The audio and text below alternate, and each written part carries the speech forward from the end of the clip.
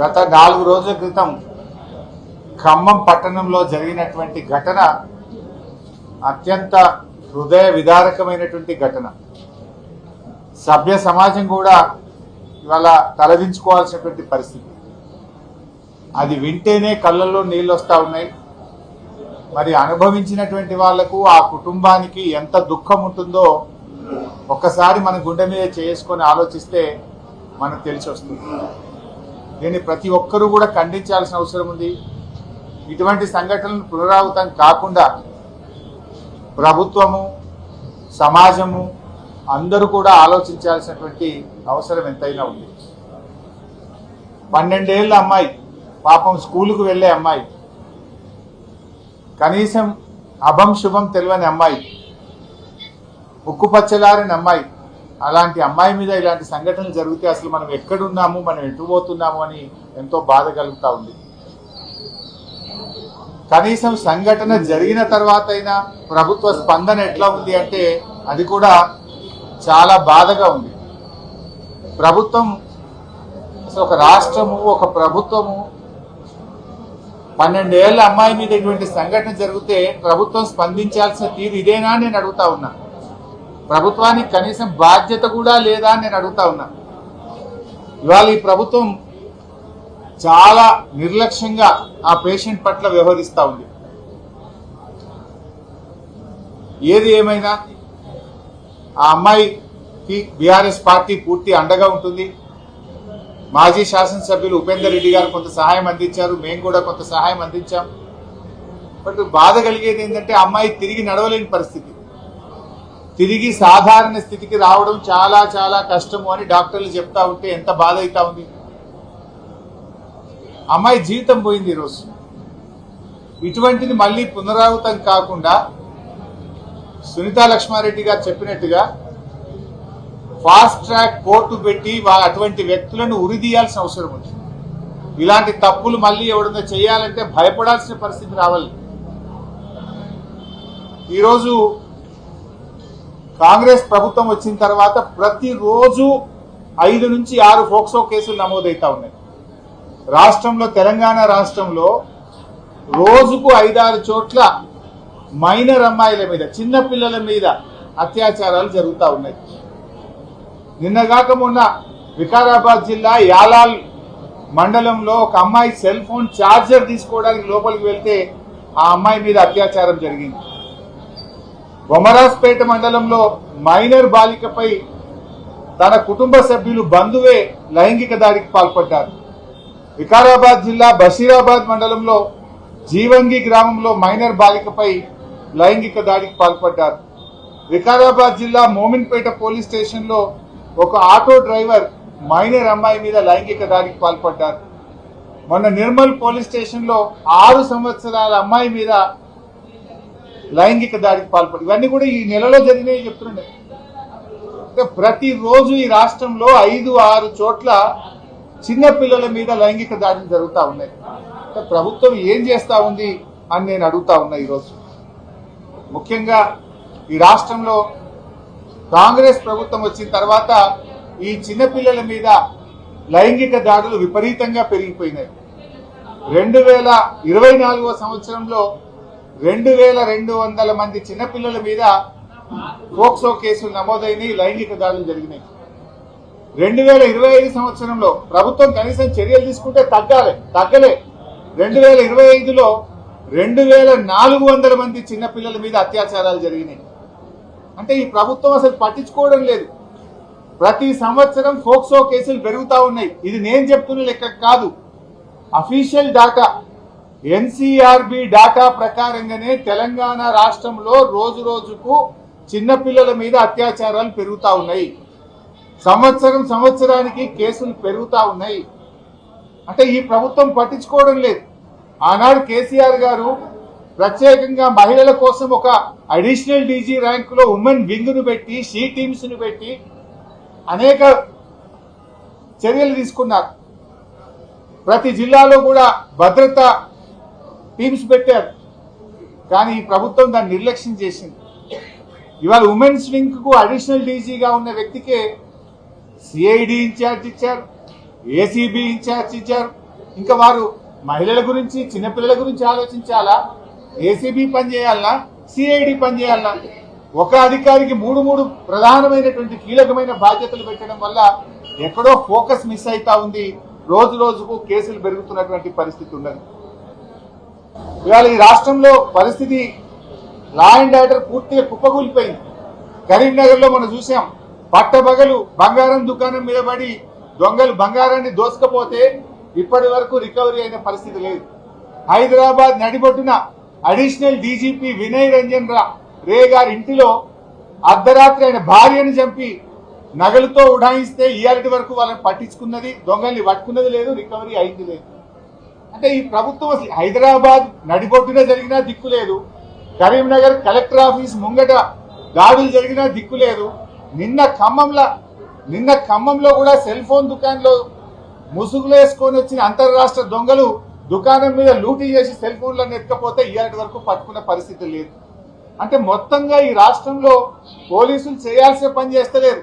కొంతమంది పోలీసులు PR stunts చేస్తున్నారు, అసలు పని ఇచ్చిపెట్టిండ్రు, పిఆర్ స్టంట్లు చేస్తున్నారు. ఎక్కువ సోషల్ మీడియా వైరల్ కోసం కొంతమంది పోలీసు అధికారులు పనిచేస్తున్నారు.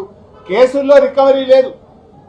ఇలా అడిషనల్ డీజీపీ భార్యని హైదరాబాద్ లో జూబ్లీ హిల్స్ లో చంపి పారిపోయి నెల రోజులైనా ఇంతవరకు దొంగల్ని పట్టుకున్న పరిస్థితి లేదు. మీరు ఏం చేస్తుంది ప్రభుత్వం అని మేము అడుగుతా ఉన్నాం. అసలు చెప్పుకుంటే అది చాలా అవమానకరం. ఏంటంటే సైబర్ సెక్యూరిటీ వింగ్ ఉంటుంది. సైబర్ సెక్యూరిటీ వింగ్ పౌరులకు సైబర్ కష్టాలు వస్తే, సైబర్ నేరాలు జరిగితే పౌరులను కాపాడాల్సిన సైబర్ సెక్యూరిటీకే రక్షణ లేదు. ఇలా సైబర్ సెక్యూరిటీ వింగ్ యొక్క X account, cyber security wing యొక్క వెబ్సైటే హ్యాక్ అయిపోయింది.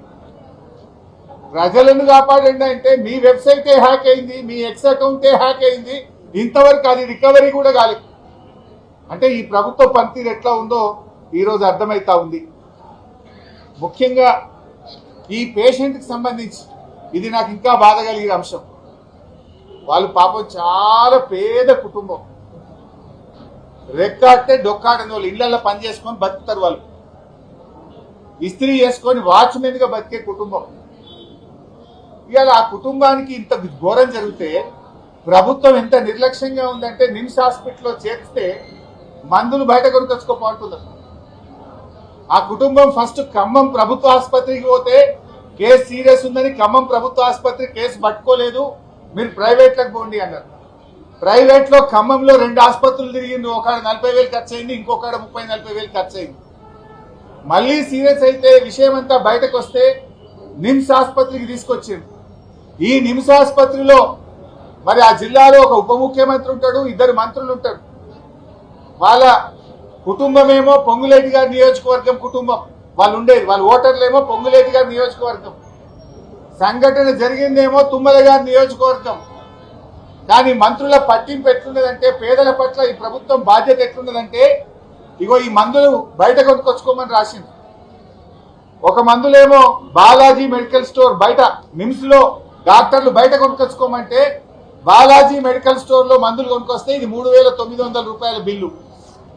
ఇంకొక బిల్లు బాలాజీ మెడికల్ స్టోర్ లో 2,350 రూపాయల బిల్లు. ఇంకొక బిల్లు ఇది 730 రూపాయల బిల్లు.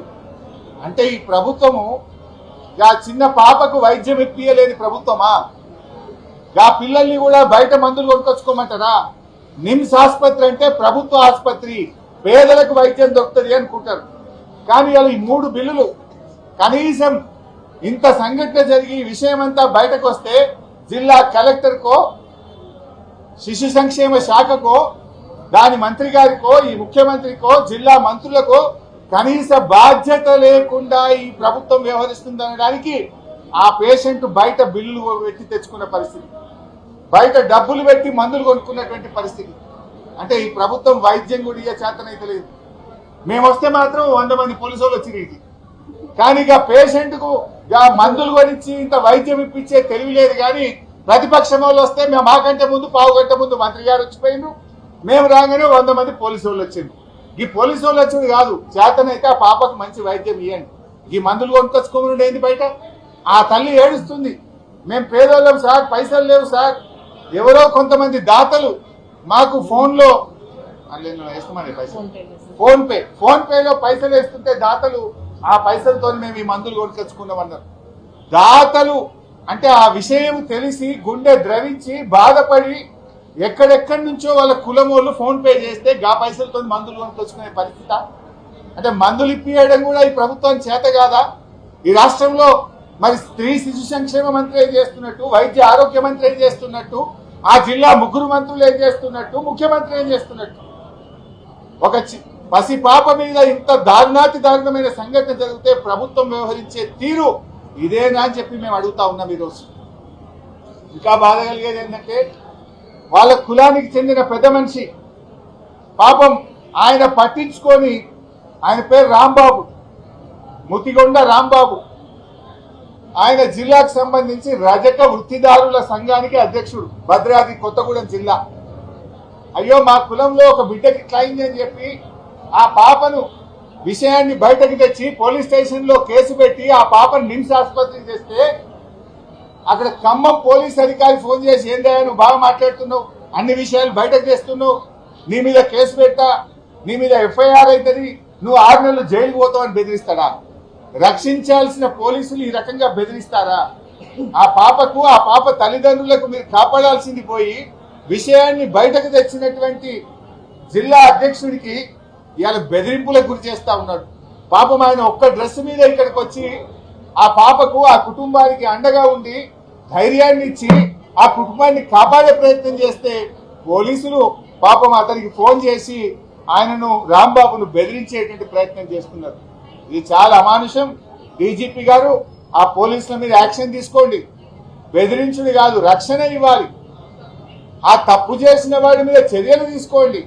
ఫాస్ట్ ట్రాక్ కోర్టు పెట్టండి. కానీ విషయాన్ని బయటకు తెచ్చిన వాళ్ళను నీ మీద కేసు పెడతాం, నిన్ను లోపలేస్తామంటే ఇదేమి యాక్టు, ఇదేం పోలీసులు, ఇదేం చట్టం? ఈ రాష్ట్రంలో ఏం జరుగుతూ ఉందని మేము ప్రశ్నిస్తా ఉన్నాం. దయచేసి ఇప్పటికైనా మేము ప్రభుత్వాన్ని సూటిగా డిమాండ్ చేస్తా ఉన్నాం. ఆ పాపకు వెంటనే ఒక 10 లక్షల రూపాయలు ఎక్స్గ్రేషియా ఇవ్వండి. ఎందుకంటే ఇంక 2 పిల్లలు ఉన్నారు, వాళ్ళు చదువుకోవాలి. ఇంకా 6 నెలల దాకా ఆ పాప ఆసుపత్రిలో ఉంటే ఆ కుటుంబం రెక్కాడితే డొక్కాడనోళ్ళు.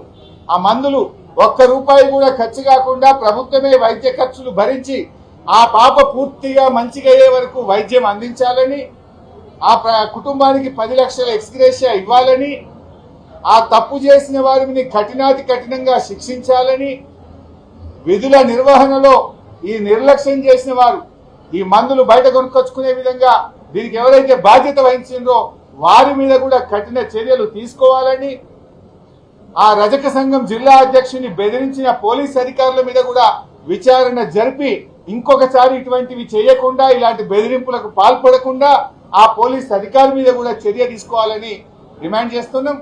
ఆ పాప పూర్తిగా నయమయ్యేదాకా కూడా బీఆర్ఎస్ పార్టీ ఆ అమ్మాయికి ఆ కుటుంబానికి రక్షణగా ఉంటుంది. మేము మా ఫోన్ నంబర్లు కూడా రాసిచ్చాం. ఎప్పుడు ఏ ఇబ్బంది వచ్చినా మాకు ఫోన్ చేయమని చెప్పాం.